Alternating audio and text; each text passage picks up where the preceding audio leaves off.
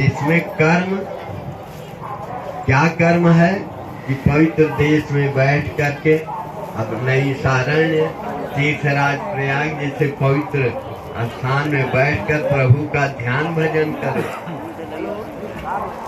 अगर ये करोगे तो तुम्हारे जो कार्य हैं प्रभु करेंगे, और प्रभु जो करेंगे तो कितना बढ़िया होगा। तुम क्या बच्चों की रक्षा कर सकोगी जब प्रभु जी रक्षा शुरू कर देंगे। तो ऐसा करो कि सब उन्हीं पर छोड़ दो, शरण कारण कर्ता के श्री चरणारविंदों में छोड़ दो। तो अब देखो, इस ध्यान योग का सार बात है पवित्र देश में बैठ करके जप ध्यान करें। सुचौ देशे प्रतिष्ठाप्य स्थिरमात्मना।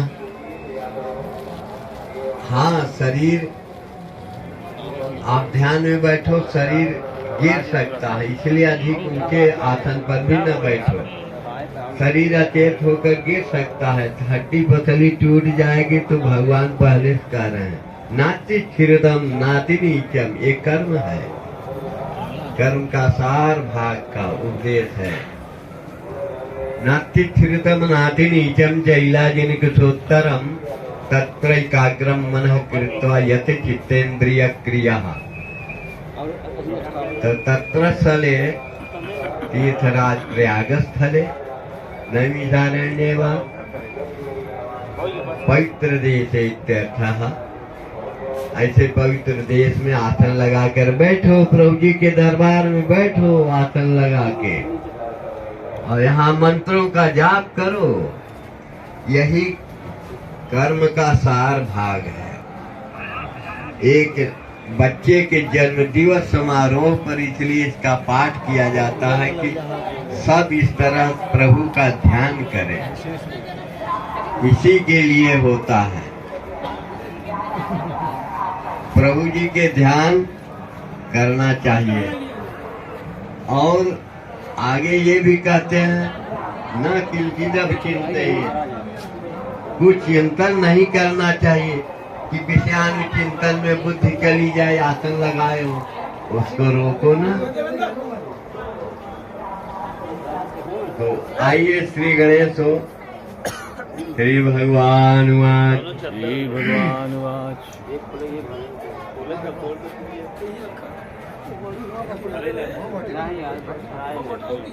अर्जुन के बिना पूछे ही भगवान कर्म का उपसंहार कर रहे हैं।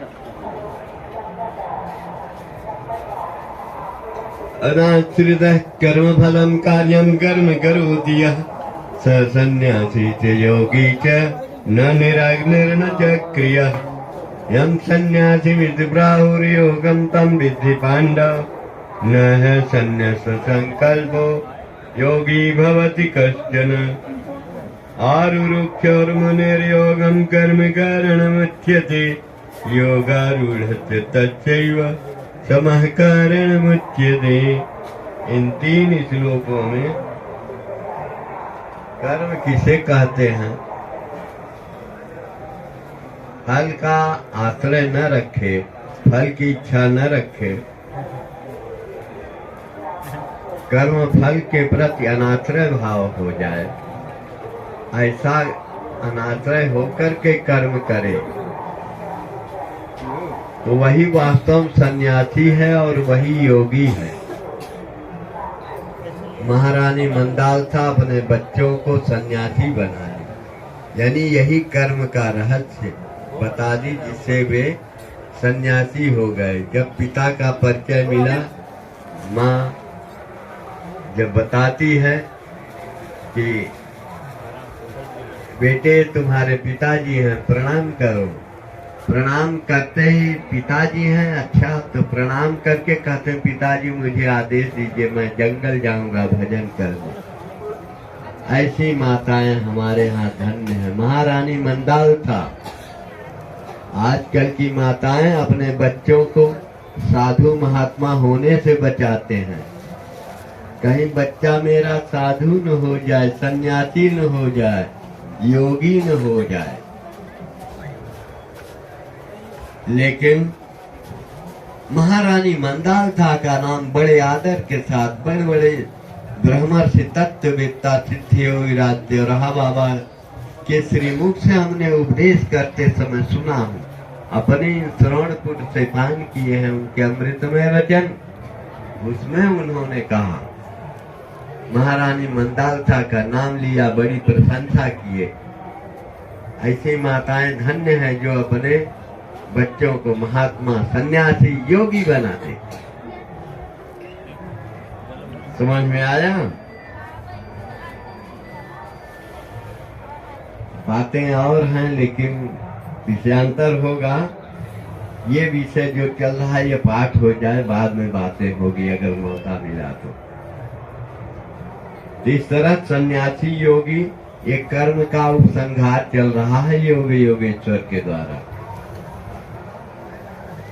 यदा हिनेन्द्रियार्थे शून्य कर्म सुन सज्जते सर्व संकल्प सन्यासी योगारूढ़स्तदोच्यते उद्धरेदात्मनात्मानं नात्मानं अवसादये आत्मैहात्मनो बन्धु आत्मैरिगुरात्मनः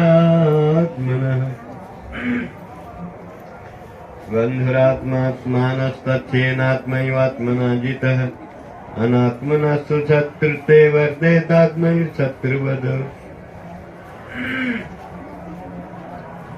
जितात्मनः प्रशान्तस्य परमात्मा समाहितः शीतोष्ण सुख दुःखेषु तथा मानापमानयो ज्ञान विज्ञान तृप्तात्मा कूटस्थो विषेन्द्रियः युक्त इत्युच्यते योगी समलोष्टात्मकाञ्चनः।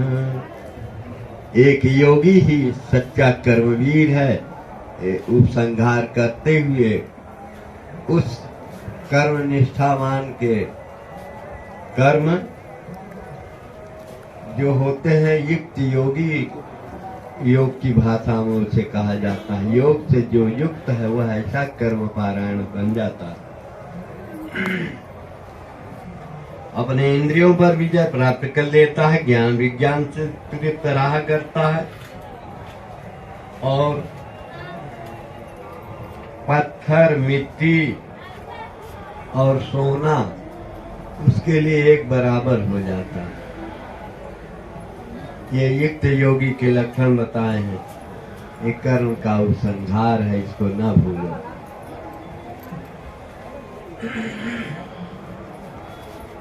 सुहृन्मित्रार्युदासीन मध्यस्थ ज्येष्ठ बंधुषु साधुषु च पापेषु संबुद्धिर्विशिष्यते योगी युञ्जीत सततम् आत्मानं रहस्यसिद्धः एकाकीयत चित्तात्मा निराशीर परिग्रहः शुचौ देशे प्रतिष्ठाप्य स्थिरमजन्नात्मनः नात्युच्छ्रितं नातिनीचं चैलाजिनकुशोत्तरम् तत्रैकाग्रं मनः कृत्वा यत् चित्तेन्द्रियक्रियः उपविश्य जनेयञ्जाद्योगात्मविशुद्धये समङ्गाय शिरोग्रीवं धारयन्न जलं स्थिरः सम्प्रेक्ष्य नासिकाग्रं स्वं दिशश्चानवलोकयन् प्रशान्तात्मा विगतभीर्ब्रह्मचारिव्रते स्थितः मनः संयम्य मच्चित्तो युक्तासीन्मत्वरः युञ्जन्नेवं सदात्मानं योगी नियतमानसः शान्तिं निर्वाण परमां मत्संसामधिगच्छति नात्यस्नतस्तु योगोऽस्ति न चैकान्तमनस्नतः न चाति स्वप्नशीलस्य जाग्रतो नैव चार्जुन। जन्मोत्सव समारोह में तत्वों का पूजन कराया जाता है, शास्त्र विधान। इसमें पृथ्वी तत्व है, भोजन आदि तत्व की उपासना में, यानी भोजन संतुलित हो, युक्त आहार हो। फिर जो योग दीक्षा प्राप्त कर लिया है उसका तो आहार युक्त होना चाहिए, यानी आहार को वो तोड़ता जाए। युक्त आहार, युक्त आहार किस समय का किसका क्या होगा, आहार तोड़ता जाएगा और उसका आहार युक्त होता जाएगा। वह युक्त आहार है। ये नहीं कि हम 4 रोटी, इतना चावल, इतना दाल, इतना सब्जी खाते हैं, बस इससे ज्यादा नहीं। संतुलित भोजन करते हैं, हमारा डाइट है। अरे नहीं, युक्त आहार का लक्षण है जब योग साधन पारायण होकर योग साधना में वो बढ़ता है, साधना की गहराई में पहुंचता है, तो उसके आहार में परिवर्तन होता है। इसीलिए कहा गया है आहार तोड़ो निद्रा मोड़ो कबो न रहिबा रोगी। आहार तोड़ो निद्रा मोड़ो। आहार तोड़ने की बात इसलिए कि युक्त आहार किस समय कितना आपकी साधना के किस, जैसे वाटर लेवल है, मिनिमम कितना है, मैक्सिमम कितना होगा, मीडियम में कितना, अब ये जैसी स्थिति हो वैसा वाटर लेवल किया जाता है। ऐसे साधना रूपी स्वच्छ जल कितनी गहराई तक वो स्वच्छ होता जा रहा है, शुद्ध करते हुए उसके अनुसार यह साधना के दृष्टिकोण से उसके आहार में परिवर्तन होता है। इसीलिए लठमार भाषा, सधुकड़ी भाषा, आहार तोड़ो, आहार को तोड़ो। आहार एक दंड रथ, एक रथ दंड की भात लंबा सा है, लंबा आहार है, तो उसको आप तोड़ दो, ईख को तोड़ दो। कम हो गया कि नहीं? नहीं, लंबा ही रखे रहो तो नहीं है, वो ले चलने में भी परेशानी, उसको लोग तोड़ तोड़ कर सुविधा पूर्वक ले जाते हैं। ऐसे अपने शरीर निर्वाह के लिए आहार को तोड़ते जाओ। आहार तोड़ो निद्रा मोड़ो। आहार को तो तोड़ो न कि निद्रा को मोड़ो। मोड़ो मतलब चौपट दिल है, 4 होल्डिंग करो उसका, निद्रा को चौपट दो। तो आहार को तो तोड़ना है, कम करना है। तोड़ना मतलब कम, उसकी लंबाई ज्यादा है तो उसको तोड़कर कम करो, फिर कम करो, फिर कम करो। जैसे सूत्र नेति करते हो तो वो उसका मार्जिन बढ़ाओ, 5 बार, 11 बार, 21, 41, इस तरह से 4 चक्रों में, फिर उसके बाद उसका क्रम बढ़े। सूत्र नेति बदलो, 2 सूत्र बढ़ाकर, 2 सूत्र बढ़ाकर फिर उससे करो, मार्जिन बढ़ाओ। तो अब वह कितना हो गया?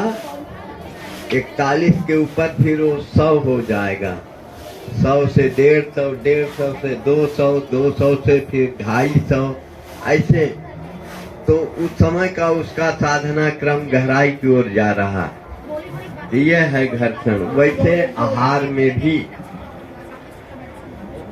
आप कम करो, तोड़ो, आहार को तोड़ो। युक्त आहार का यही तात्पर्य हुआ, आहार को तोड़ना है और निद्रा को मोड़ना है। निद्रा को तोड़ो नहीं। निद्रा ये चित्त की वृत्ति है। निद्रा को क्या कहते हैं? हमारी चित्त की वृत्तियों का निरोध करना, यही योग है। योगः चित्त वृत्ति निरोधा इति योग, इसी को योग कहते हैं। चित्त वृत्तिणाम नितराम रोधा इति योगः कथ्यते। तो चित्त की वृत्ति कौन कौन है?